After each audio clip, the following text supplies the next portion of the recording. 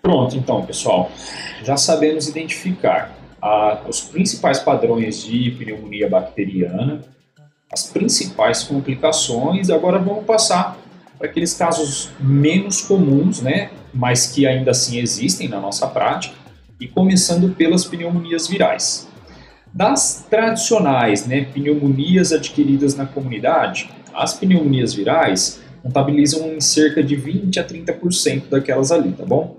E nos pacientes imunocompetentes, né, elas são causadas principalmente pelo influenza, e nos pacientes imunossuprimidos, principalmente pelo citomegalovírus e pelo herpes, tá bom? Na radiografia, o que a gente vai encontrar? A gente vai encontrar muito mais aquele padrão, lembra dos padrões que eu falei lá na pneumonia bacteriana? A gente vai encontrar muito mais aquele padrão intersticial do que algum outro tipo de padrão. Mas a gente ainda assim pode encontrar aquele padrão broncopneumônico, tá bom? Enfim, a gente vai passar agora aqui por eles, tá bom? Vou mostrar um pouquinho para vocês e aí a gente vai juntar toda essa ideia depois ali, tá? Só uma coisinha, além do espessamento, né, peribrônquico, principalmente perilar, as opacidades intersticiais, que eu já falei lá atrás, as consolidações, e nas crianças, a gente vai ter um módulo depois comentando sobre criança, tá bom? Que a gente vai falar um pouquinho mais detalhado sobre isso, mas a gente pode ter atelectasia e áreas de aprisionamento aéreo, tá bom? Por conta dessas infecções virais, a tradicional bronquiolite viral aí do bebê, tá bom? Inclusive, vamos começar aqui analisando um caso de bronquiolite viral, esse caso aí nosso, a direita radiológica, esquerda de quem está vendo, né? A gente vê uma radiografia de tórax, comparando com a radiografia do lado, que é de um adulto, tá? O que vocês conseguem ver assim de diferença, tá? Para que a gente olhe essa radiografia da criança do lado, a gente já fica um pouco mais assustado. Só dando cenas dos próximos capítulos, tá? Todo esse alargamento mediastinal que a gente está vendo aqui, ó, é o timo, tá, pessoal? Aspecto normal, tá? Não tem hiperplasia do timo aqui, não, tá tudo certo, tá? O coração ele fica um pouquinho aqui mais para baixo, o timo. Essa incidência, ela tá apicolordótica, lembra do que é a apicolordótica? Aquela incidência que a gente faz com a angulação dos raios entrando mais angulado, para a gente conseguir ver melhor os ápices pulmonares. Aqui muito provavelmente não foi a intenção, paciente muito pequenininha, é difícil de colaborar, né? A gente vê que ó, as clavículas elas estão projetadas para fora dos campos pulmonares, tá? Então ficou um pouco a incidência um pouco apicolordótica, então por isso que tem todas essas alterações, tá? Por isso que eu falei, pessoal, que aquelas primeiras aulas elas são importantes, não para você ser tão bom quanto um técnico de radiologia, saber fazer o exame, mas para poder identificar essas alterações aqui na sua prática clínica e não ficar assustado, não pensar que não saber o que está acontecendo, entendeu? Aqui você tem plena consciência do que aconteceu na hora da incidência, tudo bem, você já consegue imaginar algumas alterações que você pode encontrar ali, mas que são decorrentes dessa alteração de posição, então é importante aquelas primeiras aulinhas, tá? Não pula elas não. Mas, enfim, o que a gente consegue ver é um espessamento peribrônquico aqui, que está bem evidente nessa radiografia aqui, tá? A gente vê as vias aéreas aqui, ó, repare que a gente consegue ver elas até longe, ó. Normalmente a gente não consegue ver além dos brônquios principais ali, entendeu? A gente não malemar consegue ver os brônquios lobares. Aqui a gente consegue ver brônquio até lá embaixo, ó. Olha aqui. Olha como aqui, olha o espessamento aqui desse brônquio aqui já é o que? Subsegmentar, segmentar pelo menos. Tá vendo? Então tem um espessamento peribrônquico aqui evidente, tá? É difícil de ver. Olha aqui, ó, olha essa parte radiolucente aqui, que é o brônquio onde está passando o ar, e a parede dele a gente consegue ver aqui. O simples fato da gente conseguir ver já quer dizer que está espessado, tá?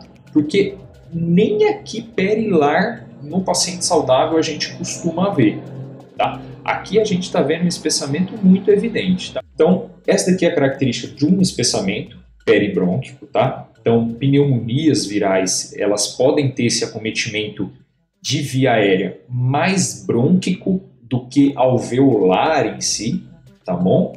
E aqui do lado direito nosso, né, é aquele pulmão sujo, lembra? Fecha o olho, tira os vasos pulmonares ali, você vai reparar que vai sobrar uma rede, uma sujeira no pulmão. Isso são opacidades intersticiais, tá? Mais para frente, quando você começar a ter já uma prática, você vai começar a diferenciar essa sujeira. Ah, essa sujeira é micronodular, essa sujeira na verdade é trabecular, é reticular. Então você já vai ter, quando você tiver mais experiência, você vai conseguir distinguir essa sujeirinha que fica depois que a gente tira os vasos, tá bom? Mas você conseguir identificar isso já tá ótimo, tá bom? Então, ó, se tá no pronto atendimento, pede a radiografia de um paciente que está com sintoma respiratório e vem essa radiografia suja, tá? Então, você tem que levantar a suspeita, isso pode ser uma infecção, pode ser até bacteriana intersticial ali, só que esse aspecto intersticial ele é mais comum na viral, tá? A pneumonia bacteriana pode ter opacidade intersticial? Pode. Então, quando eu encontrar uma pneumonia intersticial, ela deve ser bacteriana? Não, ela deve ser viral. É mais comum nas opacidades intersticiais elas serem de etiologia viral, tá bom? Inclusive, em tempos de pandemia, né, o Covid ele pode se apresentar com esses tipos de opacidade, tá? O Covid mais brando, ainda sem as áreas de consolidação, ele pode se apresentar assim, tá? E aqui nesse slide aqui, eu coloquei essa radiografia para deixar como desafio para vocês, né? Vai olhando aí, veja o que vocês conseguem identificar de alteração. Mas lembra quando eu estava falando lá, o espessamento peribrônquico, opacidades intersticiais, às vezes até consolidação. E aí nas crianças, assim, às vezes a gente pode, nas pneumonias virais, a gente pode encontrar áreas de atelectasia, de aprisionamento aéreo. Por que isso pode acontecer na criança, né? Pensa nos brônquios lá distais, as paredes desses brônquios, né? Imagina que ele é da finura de um fio de cabelo. Passa ali ar no meio dele, aí tem um edemazinho da parede dele. Fecha esse brônquio distal, né? O lúmen dele acaba fechando. Na hora que fecha, ele pode desencadear dois achados pulmonares. O ar ele pode entrar e não ter força para sair, então forma a área de represamento aéreo, de aprisionamento aéreo. E o oposto também pode acontecer, o ar não conseguir entrar, ele sair, mas não conseguir entrar. Áreas de atelectasia. Na radiografia de tórax, é muito difícil a gente conseguir ver a área de aprisionamento aéreo, tá? Basicamente, como que a gente veria? Áreas mais radiolucentes, mais pretas. No aprisionamento aéreo é muito mais fácil da gente ver na tomografia, tá?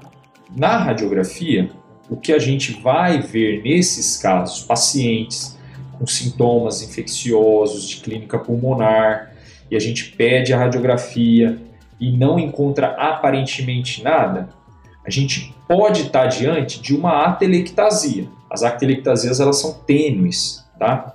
Aqui tem uma atelectasia, vai tentando ver de que lobo que é. A gente pode encontrar área de retenção aérea. Na radiografia vai ser difícil você ver, tá, pessoal? Então, vou ensinar aqui a gente ver a atelectasia e o aprisionamento deixa para um futuro a gente encontrar ele na tomografia, tá?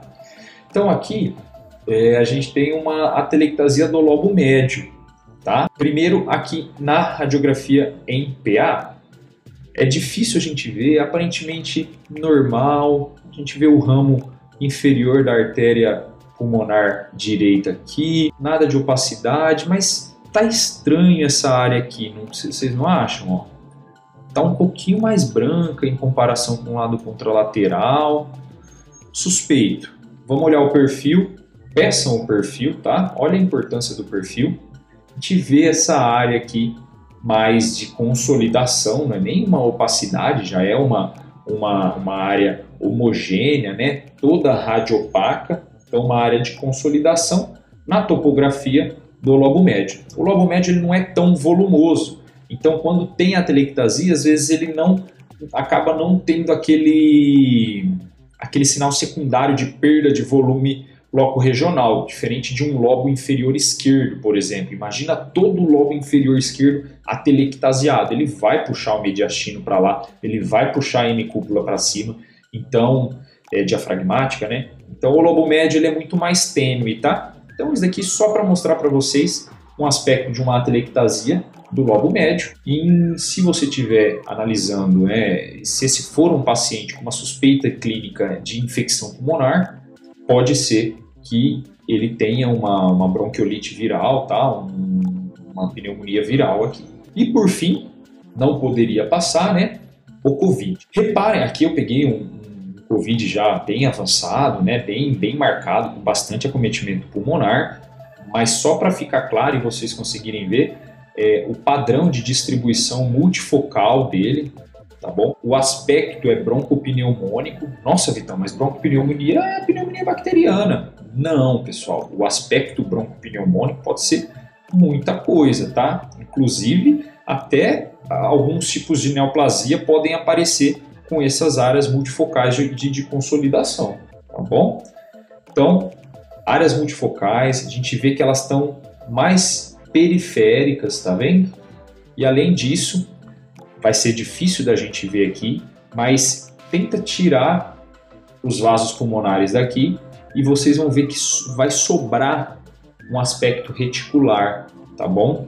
Aqui nesse pulmão.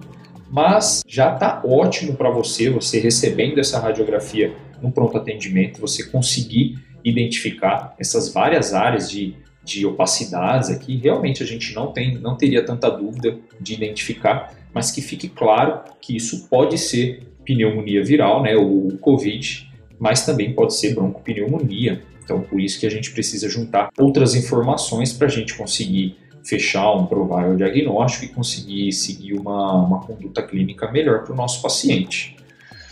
Certo? Então, feito, né, pessoal? Falamos das pneumonias virais.